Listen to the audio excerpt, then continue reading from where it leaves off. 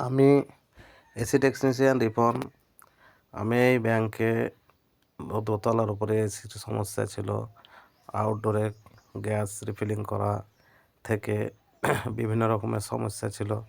সেই সমস্যাগুলো ঠিক করলাম। ঠিক করে অনেক ক্লান্ত হয়ে এই কাজগুলো করে তারপরে আমি টেস্টিং করে এলাম। তাতে ভালোইভাবে হয়েছে। কুলিংটা খুব সুন্দর হয়েছে। এই দুটো এসি ছিল